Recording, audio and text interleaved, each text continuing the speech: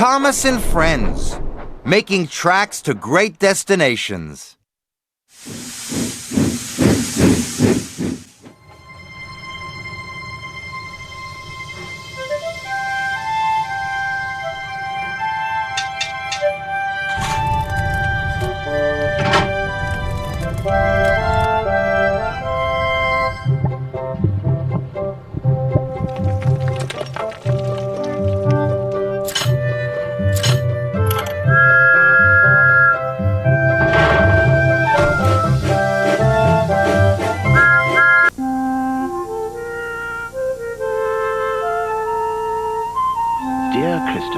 Here is your friend Thomas the Tank Engine. He wanted to come out of his station yard and see the world. These stories tell you how he did it. I hope you will like them, because you helped me to make them. Your loving Daddy.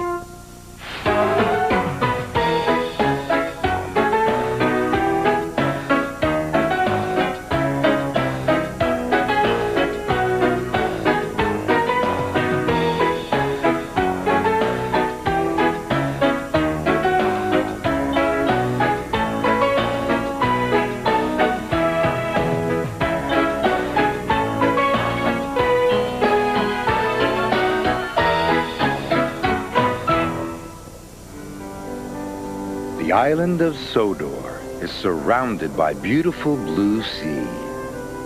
It has fields of green and sandy yellow beaches. There are rivers, streams, and lots of trees where the birds sing. There are windmills and a coal mine, and docks where visitors to the island arrive.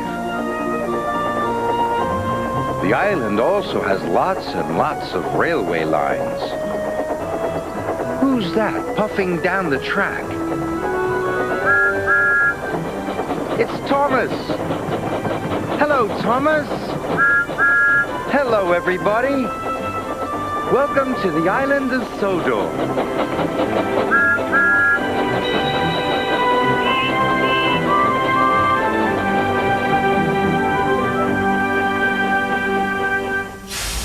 Today on the island of Sodor, we'll see. Then see what happens when...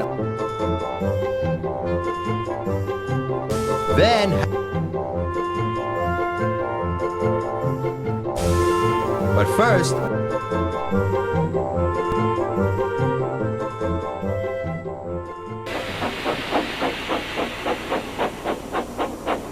Kelly's windy day. Thomas and Kelly had just arrived at the new library site. The wind's blowing hard, chuffed Thomas.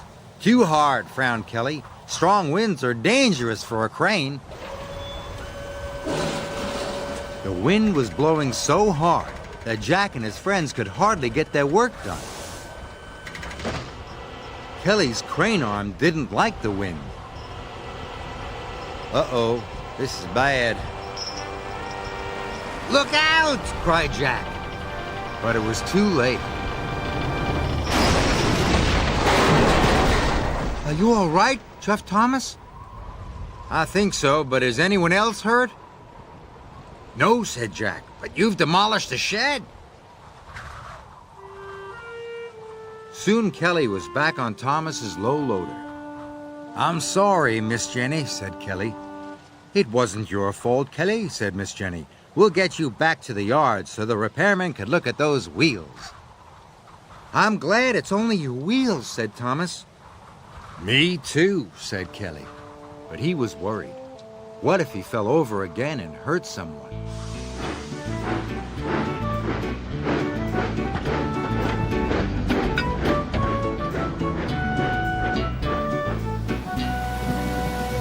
That night, the wind blew and the rains pounded down.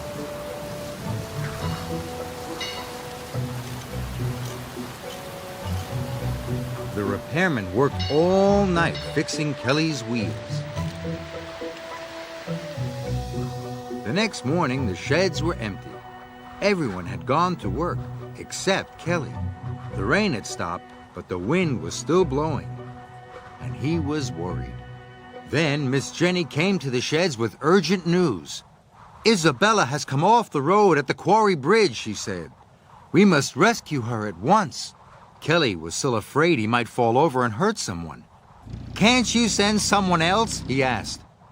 Kelly, there is no one else. Isabella's in trouble, said Miss Jenny, and we must rescue her. Isabella was scared.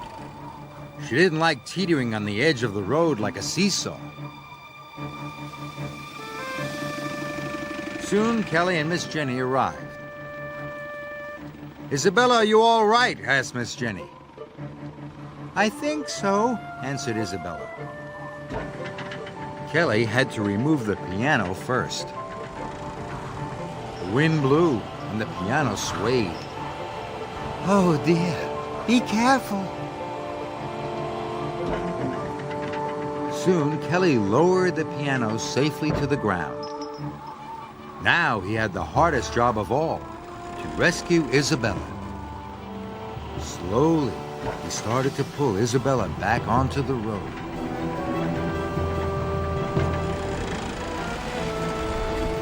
The wind blew harder.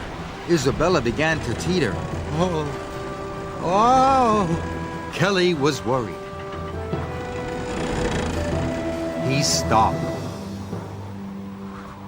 What's wrong? Cried Isabella. The wind's too strong, said Kelly. You can do it, Kelly, called Miss Jenny. You can do it! Kelly knew he couldn't let the wind stop him. He started his winch again. He pulled harder. And harder.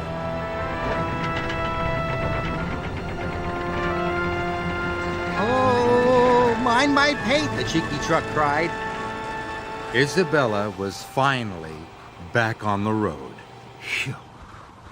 Well done, Kelly, said Miss Jenny. Well done. Thank you, Kelly, said Isabella. At last, Kelly had his confidence back. Isabella was on her way again. And Thomas could see that Kelly was happy.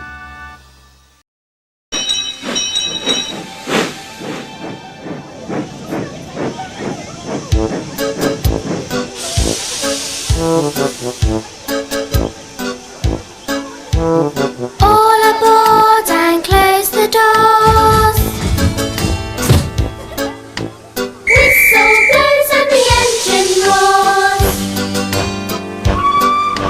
Spinning wheels beginning to grip. These are the sounds as we start our trip. Rattling rails and cheerful chuffs, clattering carriages, huffs and puffs, with a whistle and a wish on the brakes. These are the sounds that the engines make. Chugga chugga, chugga chugga, chugga chugga. These are the sounds that the engines make. Happy hooves as the fields rush by, shoveling coal how the time does fly. Proudly race full steam ahead, screeching brakes when the lights go red. Wish of steam and clanking joints, shuddering doors and clattering points, with a whistle and a wish on the brakes. These are the sounds that the engines make. Chugga chugga, chugga chugga, chugga chugga. These are the sounds that the engines make. Chugga chugga, chugga chugga, chugga chugga. These are the sounds that the engines make.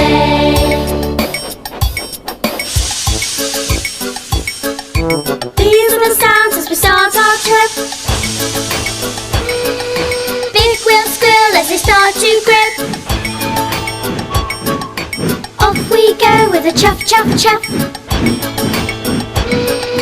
Climbing slow with a puff, puff, puff. Happy hooves as the fields rush by, shoveling coal how the time does fly. Proudly race full steam ahead, screeching brakes when the lights go red. A wish of steam and clanking joints, shuddering doors and clattering points, with a whistle and a wish on the brakes. These are the sounds that the engines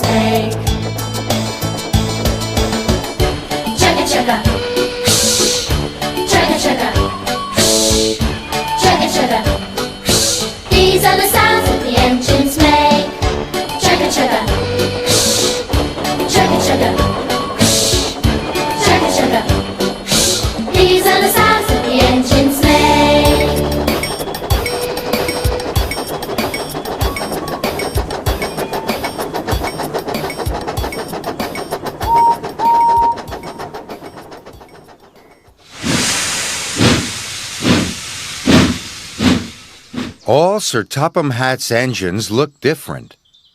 Can you tell who this is? This engine has 3 big pairs of wheels, 6 small pairs of wheels, and a short, wide funnel. What else can you see on this engine? It's the number 4. Can you remember which of Sir Topham Hatt's engines is number 4? Here's another clue.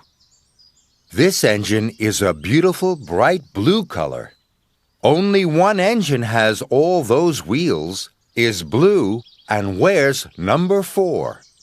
Do you know who it is? That's right. It's Gordon. Hello, Gordon.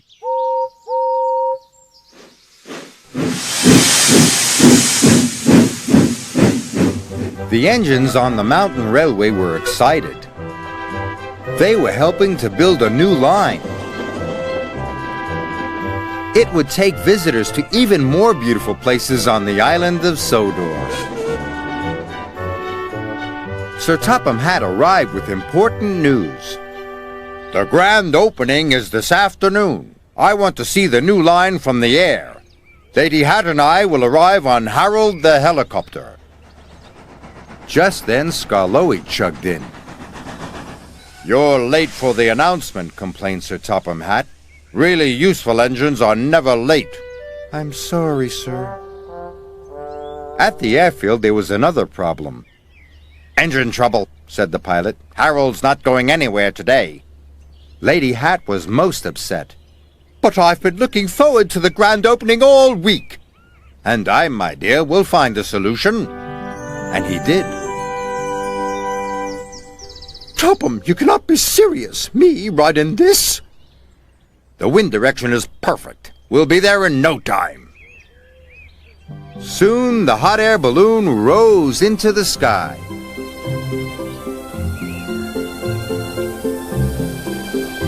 But Skarloey was upset. All this extra work is going to make me late again. The hot air balloon was floating peacefully through the sky.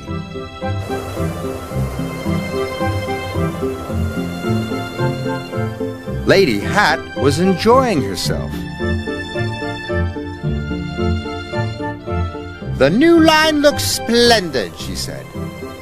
Thank you, my dear, replied Sir Topham Hatt. Down the track, the workmen were still loading their ladders. Hurry up, Skarloey puffed. If Skarloey doesn't hurry, sighed Sir Topham Hatt, he'll be late again. All the engines were ready for the grand opening. Where's Skarloey? Rusty asked. He promised to be on time, said Peter Sam. At last, Skarloey was on his way. Then there was trouble. The balloon's flames suddenly went out. The air in the balloon cooled, and the balloon started to fall. Hold tight, the pilot called. I want to get out, demanded Lady Hatt. Not now, dear, said Sir Topham Hatt.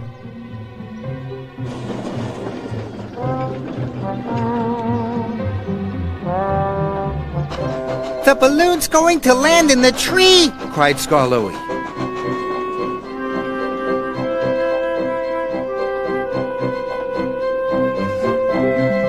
And it came down, right in front of Skarloey.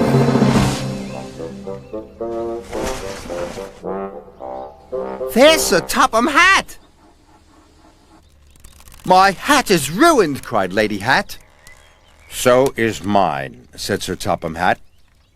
Don't worry, called Skarloey's driver. We'll soon have you down. Am I glad to see you, Skarloey? Thank you, sir. Before long, Sir Topham Hatt and Lady Hatt were safely on the ground. They boarded Skarloey's boxcar and set off at once.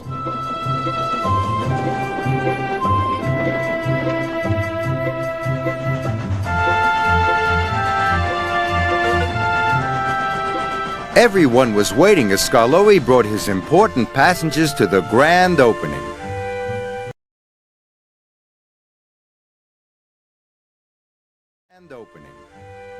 Sir Topham Hatt declared the new line open. "With special thanks to Skarloey," he said, "for helping us get here." Everyone cheered. "Even so, you were still late," teased Rusty. "I know," said Skarloey, "but because I was late, Sir Topham Hatt was right on time."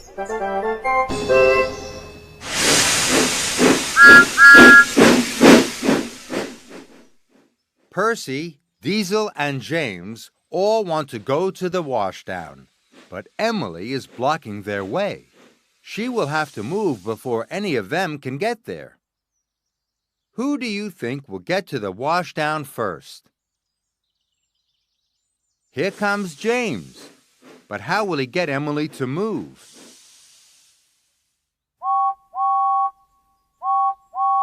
He's blowing his whistle at her as loudly as he can. That's not very kind. Emily doesn't move, so James can't get to the washdown. Now Diesel is going to try. What will he do to get Emily to move? Diesel is trying to shunt Emily out of the way. That's not very kind at all, and it isn't working. Emily has put on her brakes even harder, so Diesel can't get to the washdown either. Here comes Percy. What do you think he will do? Percy isn't whistling or trying to shunt Emily out of the way. He's asking her kindly, "Would you mind moving, please, Emily?" It's worked. Emily is moving into the siding. Percy will be first to the washdown, and all because he asked kindly.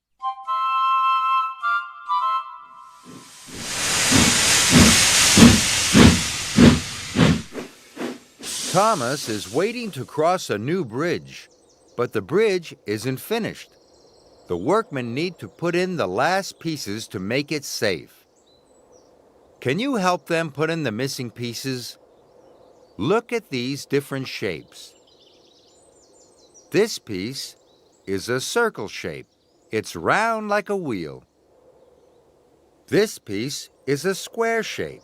It has 4 straight sides, all the same size. And this piece is a triangle. It has 3 sides and 3 corners. Now, let's look at the bridge. Which piece do you think should go in this space? What about the circle shape? No. The circle is round like a wheel. It has no corners. What about the triangle? Yes, the triangle is the right shape for the space. It has 3 sides and 3 corners. Now the workmen need to find another missing piece. Which piece do you think should go in this space? What about the square shape? No, the square is the wrong shape. It has 4 straight sides. What about the circle shape? Yes, the circle is round like a wheel, and it is the right shaped piece to fit in that space. Now there is one last piece the workmen have to fit into the bridge. And there's only one left, the square shape. Do you think the square shape will fit in this space? Yes, the square with 4 straight sides, all the same size, is the right shape. All the missing pieces have been found. The bridge is finished now, Thomas. You can go safely on your way. Well done, Thomas.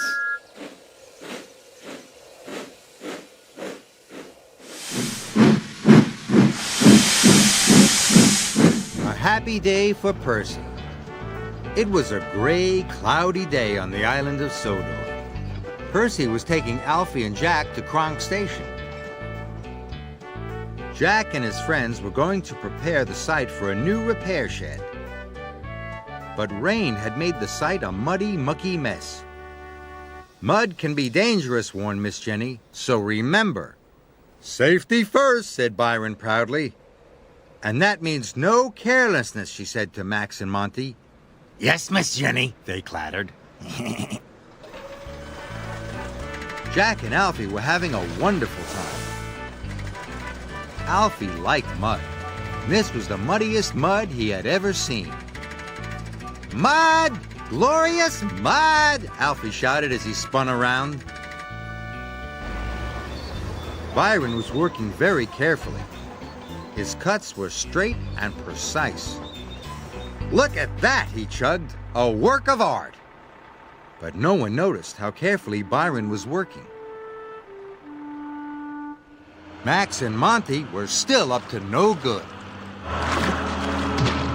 Bust my buffers, cried Percy.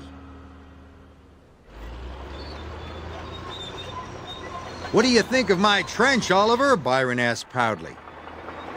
But Oliver didn't answer. He was too busy trying not to sink in the mud.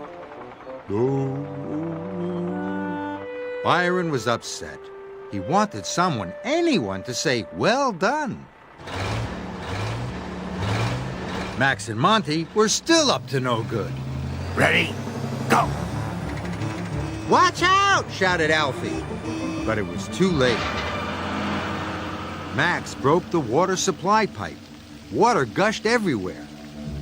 Suddenly, Alfie was sinking into a muddy hole. Help! He cried. I'll get him, clattered Jack. No, shouted the foreman. You'll get stuck too. A workman shut off the water. But there was no way Alfie could get himself out.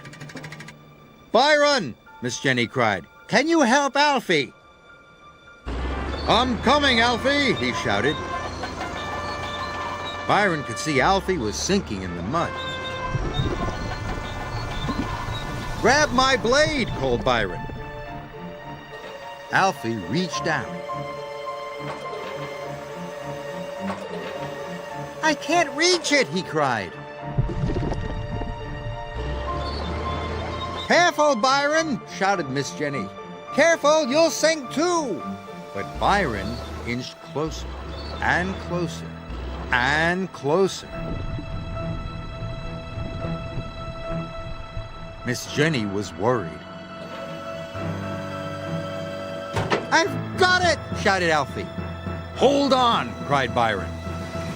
Come on, Byron, Kelly whispered.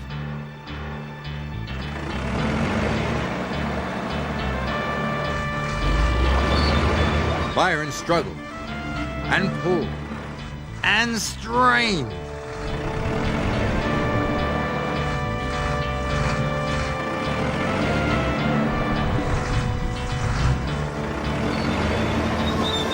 At last, Byron pulled Alfie to safety. Alfie was happy to be out of the mud, and Percy was glad his friend was safe. Well done, Byron, he said. Yes, well done, said the foreman. Well done, shouted Kelly. Well done, shouted everyone. Byron was proud. He had more well dones than he knew what to do with. That night at the yards, Miss Jenny had stern words for Max and Monty. You'll be spending the next 3 days in your sheds, she said, and you should be ashamed of yourselves. You could have seriously hurt someone with your callousness. We're sorry, Miss Jenny, said Monty and Max. And they truly were.